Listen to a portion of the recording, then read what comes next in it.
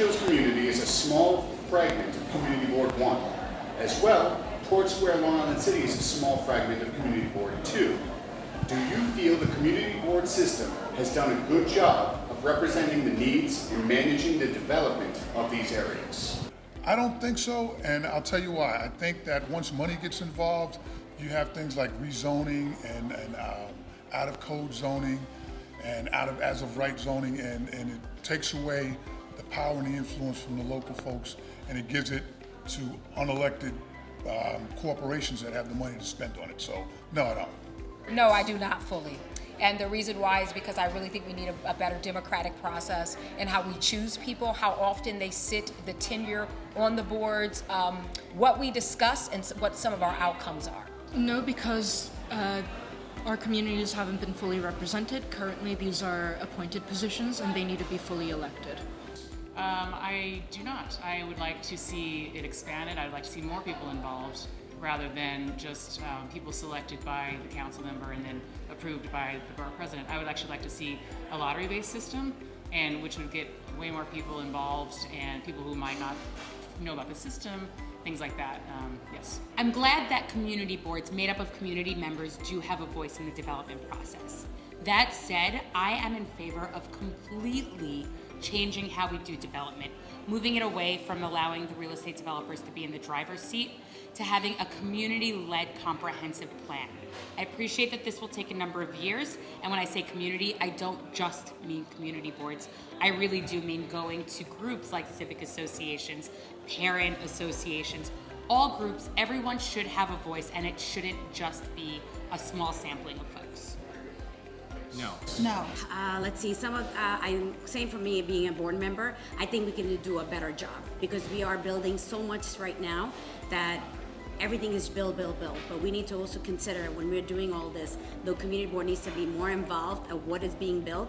We need more schools, and I would say we are doing a good job, but I think we need to do a better job. I don't think so because one community board is getting conflicted with another community board because it's a fragment.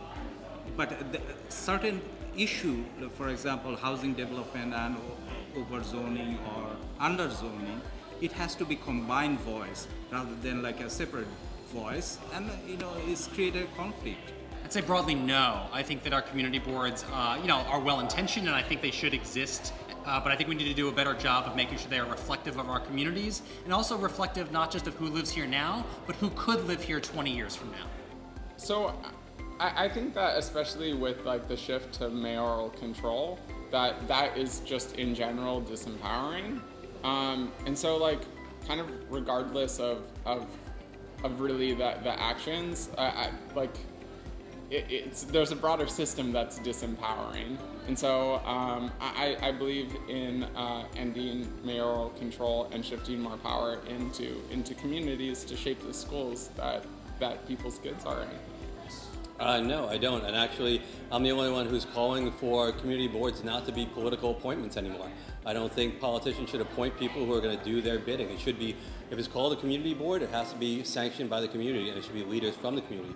I'm actually saying direct elections, that neighborhoods should be able to elect who their representatives are.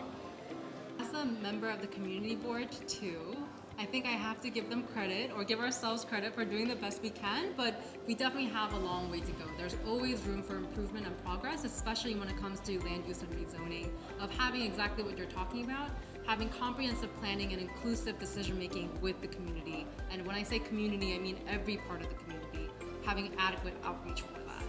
I think there should be more input from these neighborhoods for both of these community boards. For me, what I would do immediately is have specific advisory councils that are specific to these neighborhoods, so we can have transparency in both policy and budget allocation for these neighborhoods in regard to the city council.